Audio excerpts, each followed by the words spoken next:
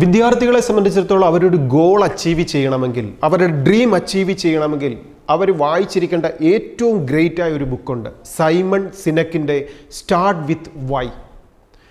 ഞാനൊരു 3 to 4 times ആണ് ആ ബുക്ക് വായിച്ചത്. നമ്മൾ ഓരോ വാക്കുകളിലൂടെ മുന്നോട്ട് പോകുമ്പോൾ നമ്മളെ ഇൻസ്പയർ ചെയ്യുന്ന എത്രയധികം ചിന്തകളാണ് അതിൽ നിന്ന് വരുന്നത്. ഇതിലെ ഏറ്റവും കാതലായിട്ടുള്ള പ്രൈം ഇമ്പോർട്ടൻ്റ് ആയിട്ടുള്ള 1-2 കാര്യങ്ങളിലേക്ക് നമുക്കൊന്ന് നോക്കാം. ദാറ്റ് ഇമ്പോർട്ടൻറ്റ് വൺ ഈസ്, നമ്മളൊരു ഡ്രീം അച്ചീവ് ചെയ്യാൻ ഒരു വിദ്യാർത്ഥി പഠനത്തെ ഫോക്കസ് ചെയ്യുകയും ആ വിജയം ആ കുട്ടി നേടിയെടുക്കുകയും ചെയ്യണമെങ്കിൽ, അല്ലെങ്കിൽ ഒരു ഹ്യൂമൻ പേഴ്സണാലിറ്റി ഞാൻ ഉദ്ദേശിക്കുന്ന ഒരു ഗോളിലേക്ക് അച്ചീവ് ചെയ്യണമെങ്കിൽ നാം കീപ്പ് ചെയ്യേണ്ട ഒരു strategy, that is start with Y.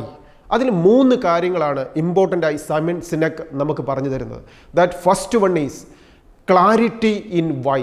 നാം ചെയ്യാൻ ഉദ്ദേശിക്കുന്ന കാര്യത്തെക്കുറിച്ച് നമ്മുടെ മനസ്സിൽ കൃത്യമായ ഒരു ക്ലാരിറ്റി ഉണ്ടായിരിക്കണം. ഞാൻ എന്തിനാണ് ഇത് ചെയ്യുന്നത്? ഒരു വിദ്യാർത്ഥി പഠിക്കാനായി തുടങ്ങുമ്പോൾ, ഒരു 10ാം ക്ലാസ് കഴിഞ്ഞ് 11th 12th ക്ലാസ്സിലേക്ക് ജോയിൻ ചെയ്യുമ്പോൾ, അല്ലെങ്കിൽ ഒരു നഴ്സറി ക്ലാസ്സിലേക്ക് ജോയിൻ ചെയ്യുമ്പോൾ, ഇല്ലെങ്കിൽ ഞാൻ ഒരു എൻട്രൻസ് എക്സാമിനേഷന് പ്രിപ്പയർ ചെയ്യാൻ തുടങ്ങുമ്പോൾ, ഇത് നേടുന്നത് കൊണ്ട് എൻ്റെ ലൈഫിൽ ഉണ്ടാകുന്ന മെറിറ്റ് എന്താണ്? ഞാൻ എത്ര വർഷമാണ് ഇതിൻ്റെ റിസൾട്ടിലൂടെ എൻ്റെ ലൈഫിനെ ബെസ്റ്റ് ആക്കാൻ പോകുന്നത്? ഇതിലൂടെ കിട്ടുന്ന ഡെസിഗ്നേഷൻസും, അതിലൂടെ കിട്ടുന്ന ഇൻകവും, ഇതിലൂടെ എനിക്ക് കിട്ടുന്ന സോഷ്യൽ സ്റ്റാറ്റസും, ഈ സോഷ്യൽ സ്റ്റാറ്റസിലൂടെ എൻ്റെ കുടുംബത്തിനും എൻ്റെ സമൂഹത്തിനും എനിക്ക് ചെയ്തു കൊടുക്കാൻ പറ്റുന്ന നല്ല കാര്യങ്ങളെക്കുറിച്ചും ലൈഫിനെ എൻജോയ് ചെയ്യാൻ പറ്റുന്ന കാര്യങ്ങളെക്കുറിച്ചുമൊക്കെ ഒരു വിദ്യാർത്ഥിയുടെ മനസ്സിലേക്ക് ഉണ്ടാകുന്ന വൈ, എന്തിനാണ് ഞാനിത് ചെയ്യുന്നത്, ഞാൻ എന്തിനാണ് ഇത് പഠിക്കുന്നത്, ഞാൻ എന്തിനാണ് മാർക്ക് സ്കോർ ചെയ്യുന്നത്, ഞാൻ എന്തിനാണ് ഈ റാങ്ക് അച്ചീവ് ചെയ്യുന്നത് എന്ന തിരിച്ചറിവ്, ക്ലാരിറ്റി, ഏറ്റെടുക്കുന്ന ജോലിയിൽ, ഞാൻ പഠിക്കുക എന്നുള്ള ജോലിയിൽ തിരിച്ചറിവ് ഉണ്ടാകുമ്പോഴാണ് അവിടെ നമുക്കൊരു വിദ്യാർത്ഥിക്ക് കൃത്യമായ ഒരു വിഷനോടുകൂടി ഇത് തുടങ്ങാൻ പറ്റുക. Second is discipline in how. എങ്ങനെയാണ് ഞാൻ ഇതിലേക്ക് എത്തിച്ചേരേണ്ടത്? ഹൗ, ഞാൻ ആ ഒരു ഡെസിഗ്നേഷനിലേക്ക്, ഞാൻ ഒരു വിജയത്തിലേക്ക് ഞാൻ എങ്ങനെയാണ് എത്തിച്ചേരേണ്ടത്? എങ്ങനെയാണ് എത്തേണ്ടത് എന്ന് അറിയാൻ പാടില്ലാത്തവർ ചുറ്റും കിടന്ന് കറങ്ങുക മാത്രമേ ചെയ്യുള്ളൂ. എന്തൊക്കെയോ ചെയ്തു തീർക്കും. ഞാൻ ഇന്ന സമയത്ത് ഇന്ന സ്ഥലത്ത് എത്തണം എന്നറിയാവുന്ന ഒരാൾ കൃത്യമായി അതിനുവേണ്ടി ചാർട്ട് ചെയ്യും, കൃത്യമായി അതിനുവേണ്ടി ഷെഡ്യൂൾ ചെയ്യും, അതിനനുസരിച്ച് അവർ ട്രാവൽ ചെയ്യും, അവിടെ എത്തിച്ചേരും. നമുക്കറിയാം, ട്രിവാൻഡ്രത്ത് ഇത്ര സമയത്ത് എത്തണമെന്നറിയാമെങ്കിൽ അതിന് കാറിന് പോകണോ, ബസ്സിന് പോകണോ, ഫ്ലൈറ്റിന് പോകണോ എന്ന് നമ്മൾ തീരുമാനിക്കും. എന്നതുപോലെ നാം എപ്പോഴാണ് അവിടെ എത്തേണ്ടത്, അല്ലെങ്കിൽ എങ്ങനെയാണ് അവിടെ എത്തേണ്ടത് എന്നതിനെക്കുറിച്ച് കൃത്യമായ ഒരു ഡിസിപ്ലിൻ ഉണ്ടാവണം.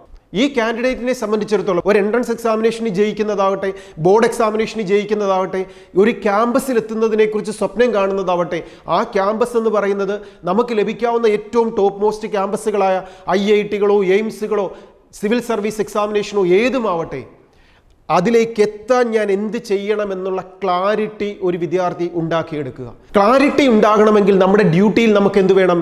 ഡിസിപ്ലിൻ വേണം. ഡിസിപ്ലിനെ കുറിച്ച് പറയുമ്പോൾ ഡിസിപ്ലിൻ 5 കാര്യങ്ങളിലെങ്കിലും നമുക്ക് മിനിമം ഡിസിപ്ലിൻ ഉണ്ടാകണം.